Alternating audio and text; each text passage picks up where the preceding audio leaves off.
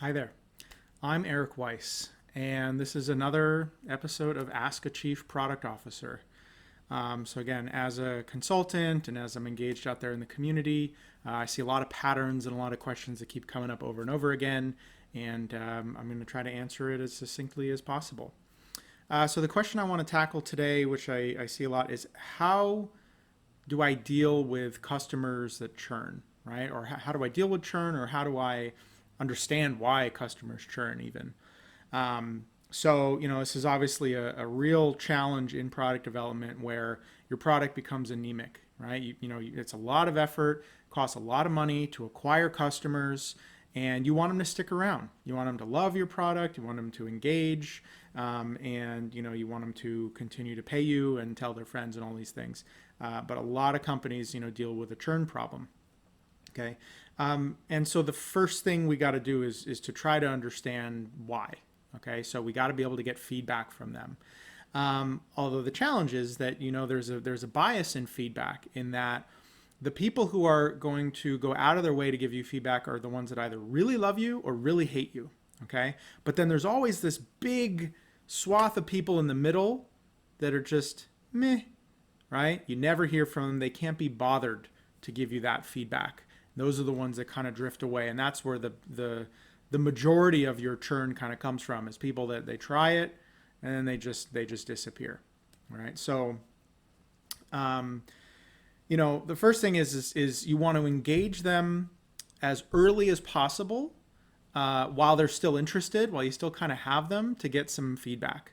The easiest way to do this is to set up an email campaign, right? And now a lot of folks, when they do a drip campaign or email campaign, a lot of it is around sales. So a lot of it is you're trying to get them, you're trying to upsell them, you're trying to get something out of them, and you got to be careful with that. But to kind of take this opportunity to ask them, why are you here? What goal are you trying to accomplish? What was it about the messaging, the marketing, or whatever that enticed you? And I actually recommend not only putting this in an email drip campaign, but even putting it in your onboarding process of your product itself. So as soon as somebody signs up, okay, just one page, little NPS style survey where it's like, what are you here for today? What's your intention, right? Where are you coming from? Whatever it is, just asking some pointed questions to try to understand what it is they're trying to accomplish and what are their expectations going into this. Because most of the time what happens is there's a promise that's made in your messaging, in your ads, in the marketing, or maybe not even by you. It's made by someone who wrote a blog post or a review about your product. And so they come in here with a certain set of expectations, and they go through the effort of signing up, trying out your tool, and somehow or another it doesn't live up to the expectations. It doesn't deliver on the promise. Okay. And so first thing is you want to understand what their expectations are coming in. All right. And then, you need to take a real look at your messaging and your product. Say, are we really delivering on this value here? How trumped up or hyped up, is our messaging in terms of the promises we make?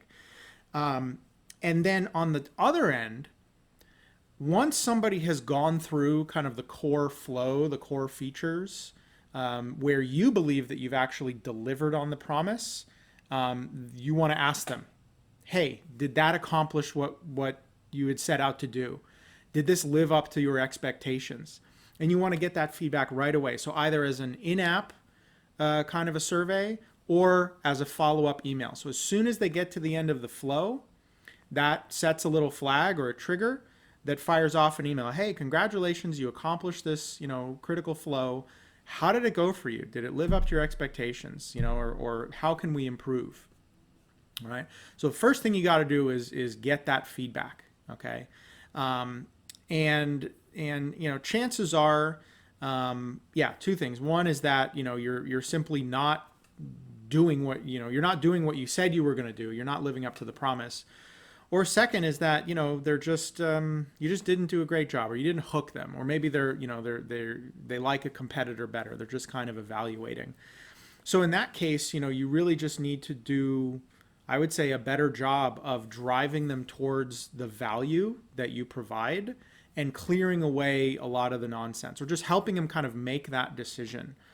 Meaning, don't just fall over yourself to show them all these different features. Don't leave everything open-ended. Have a nice, clean, seamless tutorial that takes them where they want to go, and describing kind of the benefits along the way, really making it about them. So you try these things, and then you measure the improvement. You measure the retention rate, or the decrease in churn. Another thing too is that there's something called like a dormant survey. So this could be something where a couple weeks or a week or so after somebody kind of disappears for a while, you don't see them, they don't engage, they don't log into your app, you can send a follow-up survey that's just like, hey, real quick, we haven't seen you in a while, we'd just like to know why. And in your email, you can actually have just like a few buttons, so they don't have to fill anything out. They don't have to fill out a type form or SurveyMonkey, anything. Literally in the email, there can be a button that's like reason 1, 2, and 3. I didn't have time. It was too expensive. I preferred a competitor's offering, or other whatever. And then you can send them off to fill in a free form survey. But, all they have to do is just open the email and just click on a button, and you're going to get some data that you then can use to determine why they left, why you're not keeping them around. So you want to get that feedback. You can even try to incentivize them. So you can say, hey, haven't seen you in a while. Love to get your feedback, and I'm willing to throw in a kicker. I'm willing to give you a free something. I'm willing to throw you into a raffle. I'm willing to give you up the value, okay, and at least try to get their feedback from them.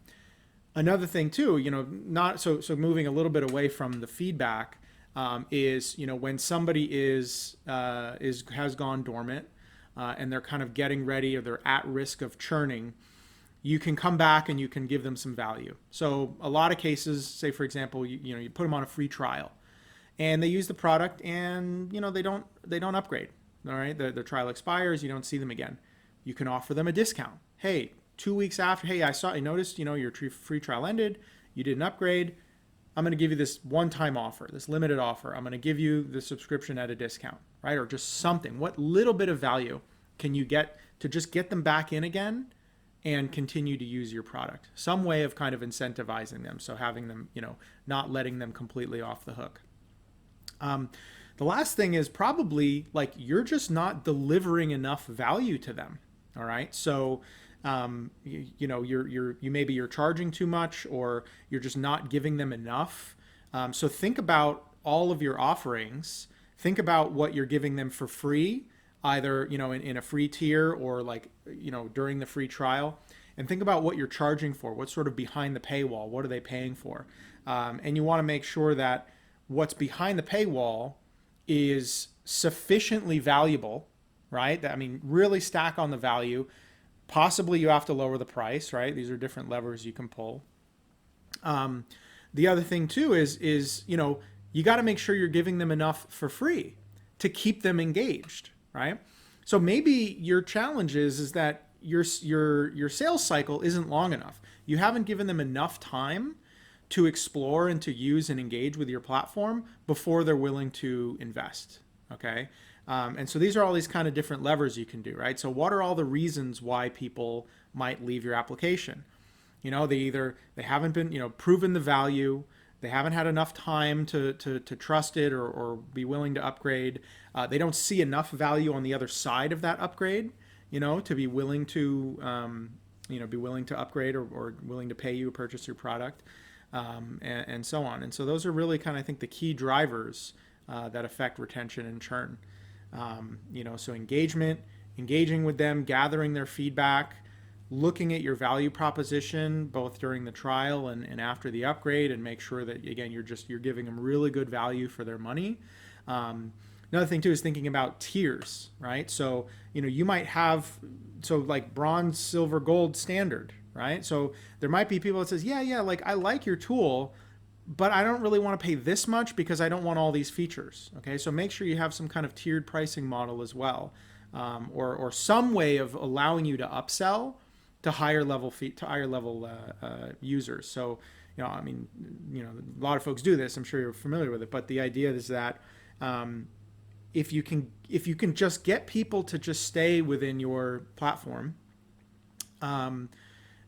and just get a little bit of value out of them, eventually they'll engage, and they'll engage more and more and more. Okay, so that tiered pricing. One last thing, kind of a nuance, is there's always an inertia of getting out of their existing system or way of working. Okay, so you have to think about sort of the migration path, where they're coming from. So think about, like, if you're capturing if you're capturing somebody from a competitor, well, what data do they have tied up, right? What do they have that lives over there that is difficult for them to to bring over? So maybe they evaluated your platform and they think, oh, this is really cool. It has all these great features, but man, it's going to be so much work for me to pull this thing over. So think about, sort of what is the migration path of your new users, and how do you facilitate that? So like one-click integrations, whatever, like import processes, like what are ways that you can seamlessly and easily get people over that hump? Maybe even like a service that you could provide. Okay, so like, for example, you have a document management system or something, and they've got a whole bunch of paper. Like, oh man, like I gotta input all this paper into this system before I can use it. Yeah, this is really cool. This would be great, but all right, we'll offer that service. Right, so say, well, we'll actually just ship us all your boxes, and we'll digitize everything. We'll get it in the system for you. Right, so think about it like, a lot of vendors will do like setup and kind of maintenance, time and material sort of engagements to say, hey, for a little extra, we'll help you get over that hump. We'll provide you that, that expert service. I'm pulling this from a lot of different industries, so these things are relevant for different types of products. But another thing is sort of account management, right? So like, how high touch does your product need to be, or does your customer service need to be during those early stages? Right? Are you simply not giving them enough love and attention early on, so that they feel like, hey, I've got somebody here if I need to ask questions, or that can support me through this kind of difficult process of migrating or onboarding, and make sure that, again, whatever is the right price, whatever's right for the price point that you have, make sure that you're providing that, as much customer service early on as possible. Now, it can be automated, right? It can be an email, it can be a chat bot, something like that, where you can say like, hey, I'm here if you need me, like you giving them that reassurance. And then, they might, if they take you up on it, okay, you might direct them to some knowledge base or whatever it is, or you might say upgrade to, or escalate them to a human. Okay. And depending on, again, how much it's worth it to you, like per customer, right? How much the value is there. So those are my thoughts on again, how to tackle churn. And I hope that was valuable to you. As always, I'd love your feedback, and any further questions that you may have around building products and startups. I am working on a huge content push right now, and I would love to get you guys engaged and to get, again, your feedback and your input. I've been a consultant and a chief technology officer for a very long time, chief product officer, and I've always had this problem of like, how do I help the early stage founders? How do I help the startup community? I speak at conferences, and I do everything I can to try to put content out there that people can consume in a way that I can help scale and help people that are just starting out. So, and I really decided to commit to it this time. So I've created a new product development toolkit that has all of the templates that I use with my clients. That basically, this is it. Like this is an editable PowerPoint deck that has all the templates that I use to take people through the, from ideation to launch. And I'm giving that away for free. I'm coming out with an ebook, which will come in various forms, physical, audio, and so on.